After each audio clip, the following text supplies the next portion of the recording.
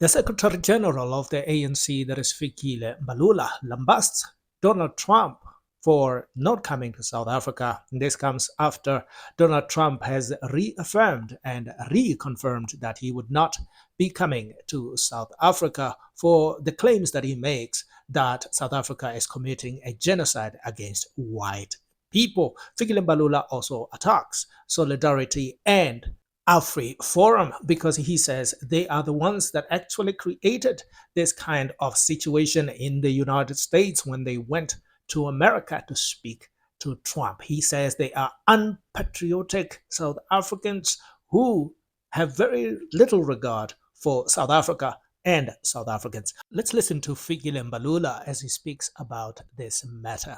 Let's listen in. Before we get into Madlanga and issues of ANC members, I want to get your response with regards to Donald Trump announcing yesterday that it will not be attending the G20 or any US officials.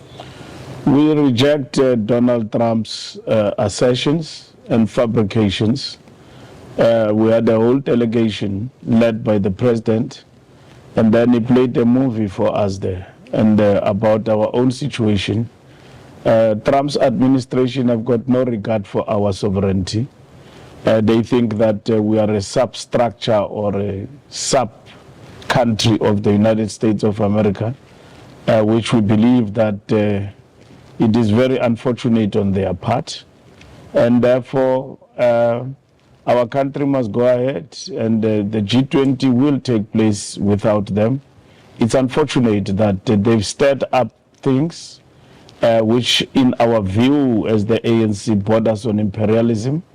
We are an anti-imperialist organization. We don't believe in the dominance of economic situations of other countries by the superpowers.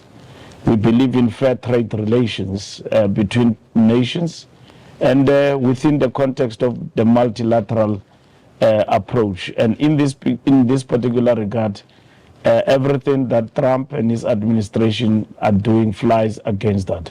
We are a constitutional state and a democratic state for that matter. Do you as the ANC want to engage at all with the likes of Solidarity and Afriforum, because they have gone to the United States to say that there's a white genocide, and that has led to Donald Trump ostracizing South Africa and threatening to sanction certain ANC members? Those are a bunch of unpatriotic South Africans.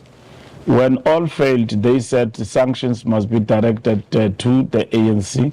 They distorted our policies, which are about redress, which are about the transformation of this country from where we come from. We are not like any other nation in the world. We are leveling the playing field. And if you ask the ANC to stop redress policies, it's like saying close the shop. The reason why we were formed, we were against racial domination, but at the same time, we were against, suppression and oppression of a people. And those people who were oppressed have now found their voice, and at the same time, we need to level the playing field. And it is reflected even in the structure of our economy, that 30 years into democracy, as much as people talk about BEE, but in that BEE, the biggest beneficiaries continues to be those who even benefited before and more. And they continue to even benefit in the African continent. So in this particular instance, we believe that their own criticism of their own country doesn't make them South Africans. Many are saying what they have done is borderline treason. Do you agree with that? It is borderline treason, but it sort of meets its partnership in Donald Trump, because it's not the first time that they've been trying this in the U.S. and the governments under different presidents in the United States, Republican or whatsoever, have always respected South Africa's sovereignty. For the first time in a democratic dispensation, that we are met with this, persecution by an administration which we thought would have looked at South Africa differently, even if they might have their own, issues and so on. but they will treat this country as a democratic country and a sovereign state. So what do you do as the ANC, especially within the context of your GNU partners that have a very different stance also when it comes to relations with the United States? What are you going to do? Have you discussed this as the ANC? We have discussed this, and we have encouraged our government, which it has done so, to engage, which is what they are doing with the United States of America. And we welcome the efforts led by the president. I think there were mixed views about president going to the U.S., and as the ANC, we said it is correct. A president of a country will stand up for his nation, and not for begging, but to put the record across. And we think in this instance, history will absolve the president and leading the government and the stance they have taken in restoring, relations between South Africa and the United States of America. So will you as the ANC reach out to the United States? I'm trying to understand what happens. G20 is next week. Or do you just leave it as is and let Donald Trump think and do what he wants? A government has done all what it could do with regard to G20. We expect a whole lot of leaders in our country. And the G20, we believe, will continue with or without Donald Trump. Okay. Donald Trump represents everything that is wrong about a multipolar world we are advocating for.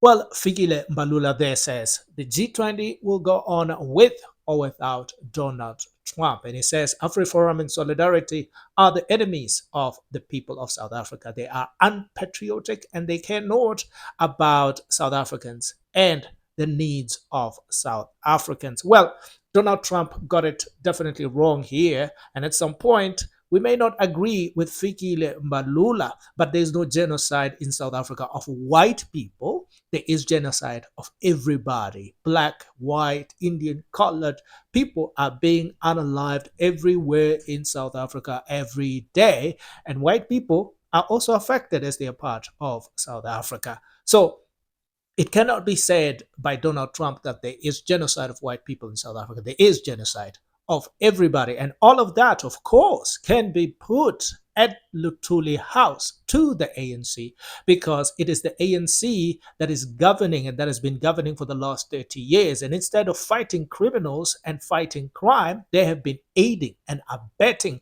the criminals in South Africa. With the things that we hear from the commission now, the Madlanga Commission, and also the State Capture Commission of Zondo, we have heard how the ANC works with criminals and how they aid corruption and crime in South Africa. It is the ANC that actually causes the genocide of everybody that we have in the country currently. The thing that South Africans need to do in order to solve the genocide against everybody, or the genocide that's being perpetrated against everybody in the country of South Africa, what we need to do is just to remove the ANC, because the ANC is actually the cause of all of that. And I tell you, if the ANC can go out of power in 5 years, when we have a government that is for the people of South Africa, that's patriotic to the country and the people of South Africa, we would get rid of corruption and crime in the country in no time. But long as the ANC remains in power, we will not be able to achieve that, because it is the ANC that's aiding and abetting the corruption, the crime in the country. The ANC will, of course, not remove themselves from power. So it is up to South Africans to make up their minds and choose a government that represents them better and that can govern this country better to the aspirations of the good South Africans that want to see this country succeed and progress. Well, this will be the end of this segment. If you made it to this point, thank you very much. Please remember to like and subscribe.